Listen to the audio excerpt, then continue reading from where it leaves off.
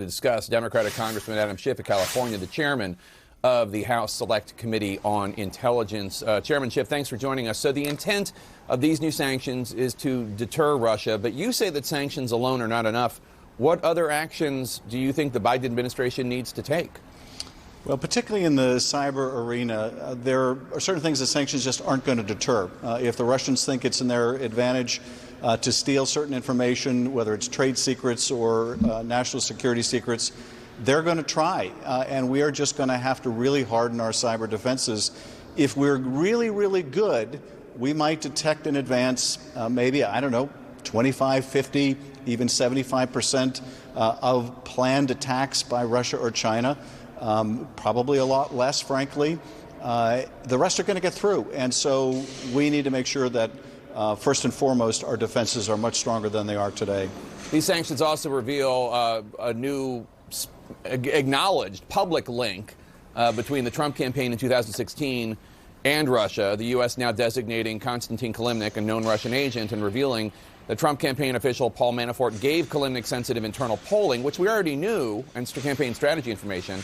But now the U.S. intelligence is acknowledging publicly for the first time that Kilimnik gave that information to Russian intelligence. Now, you led the committee's probe into Trump and Russia. You've gotten a lot of heat, frankly, for suggesting that there was proof of conspiracy or collusion that Mueller did not definitively prove. So what do you make of this announcement? Well, I think it's just further evidence of the fact that the Trump campaign chairman, Paul Manafort, was giving internal campaign polling data and strategic information to an agent of Russian intelligence. And, you know, I think if that were something done by a Democratic president administration, then I think Republicans would universally say, well, that's exactly what collusion is. It doesn't matter what party is responsible. That kind of unethical, immoral conduct, unpatriotic conduct ought to be condemned. But look, it's a direct link between the Trump campaign giving that information at a time when the Russians were engaged in trying to help Trump win through this social media campaign, in which that very data given to Russian intelligence would help that clandestine social media campaign. There's another thing we learned today, perhaps more flattering to President Trump, which is about this bounty story. Now, as a candidate, Biden accused Trump of betraying his presidential duty by not punishing Russia after these reports that Russia put bounties on American soldiers in Afghanistan. But now President Biden is not punishing Russia for that, specifically because the intelligence community says that they only have low to moderate confidence that it's an accurate story. So it looks as though in this case, Trump might have had the right response, don't you think? Well, I don't think Trump had the right response in that he didn't confront the Russians on this. He didn't even appear to take the issue very seriously. You know, it's my sense that the intelligence community believes that the Russians did engage in this conduct, but they don't have the requisite level of confidence in that conclusion to go forward with sanctions on that basis. What it also tells us, though, is that with respect to those areas that they have moved forward on, just how solid they view the intelligence to be in terms of Russia's intervention in 2016 and our 2020 election, in terms of Russia's responsibility for the SolarWinds hack and other malign activity. It just shows you just how very confident they are in that intelligence. So Biden spoke with Putin this week. In the readout of the call, Biden did not bring up imprisoned Russian dissident Alexei Navalny, nor did he bring up either of the former U.S. Marines that are currently in Russian jails unjustly, Trevor Reed and Paul Whelan. Was that a mistake for him to not bring those three men up? Well, I believe, and I can't be 100% sure about this, but in the last call with Putin, this is, I think, the second call that I know of, he did raise the issue of Navalny.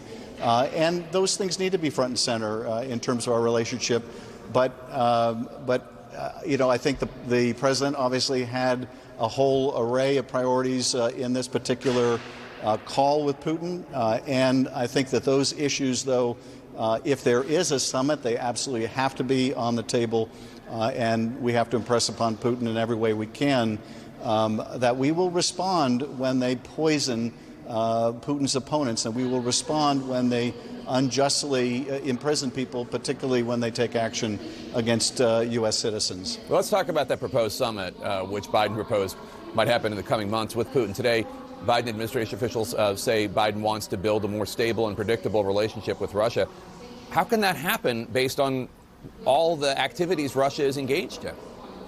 Well, I think what the president has done, which makes sense, is to push back hard in areas where the Russians are acting in ways that are antithetical to our interests and to the international institutions and rule of law, but at the same time recognize there are some common interests.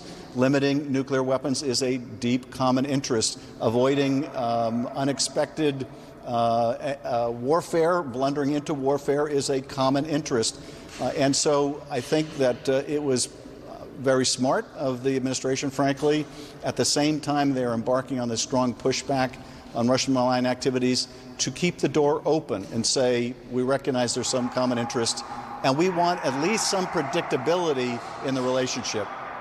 All right, Democratic Congressman Adam Schiff of California, the House Intelligence Committee Chairman. Thanks for your time today, sir. Good to see you. Good to see you. And we are